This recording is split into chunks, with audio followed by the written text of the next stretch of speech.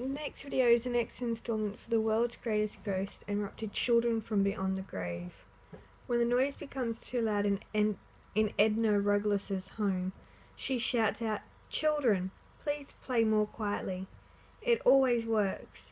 The two little girls who kick up such a din obey her. Mrs. Rugglas has such a fine understanding with the two children, which is unusual because the youngsters have been dead for many years. The children love to run around upstairs in the 300-year-old farmhouse in Devon in the west of England. Sometimes there is a creaking noise, as though someone were riding an old-fashioned rocking horse.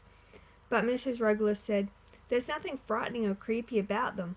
I'm very fond of children, having had 4 of my own. They're more than welcome.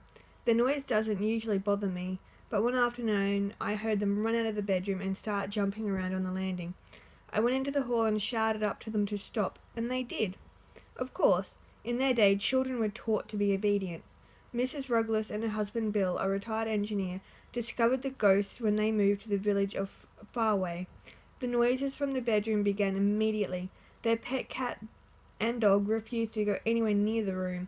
Then a friend with an interest in psychic happenings visited the couple on holiday. Mrs. Rugglas said, "I deliberately didn't mention the noises of the children to her, but merely asked if she could feel anything unusual in the atmosphere.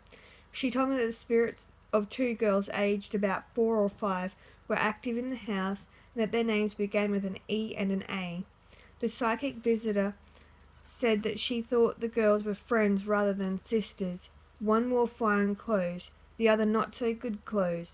Mrs. Rugglas called in the local vicar, the Reverend Frederick Gilbert, who checked parish records and found that 2 4-year-old girls belonging to the same family had died in the house. One was Elizabeth, who was buried in 1844. The other was Anne, whose death was in 1902.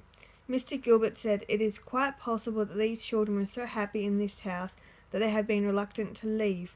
Because of the 58-year gap between the deaths, it may seem odd that they should be playmates, but we have our own limited concept of time and it may mean nothing to them."